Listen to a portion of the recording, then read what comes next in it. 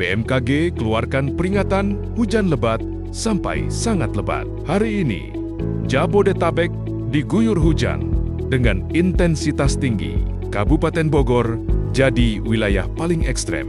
Potensi banjir bandang dan longsor perlu diwaspadai. Menurut penonton di video ini, siap menghadapi banjir, warga diimbau kurangi aktivitas luar ruangan. Klik like dan follow info kilat biar nggak ketinggalan video terbaru.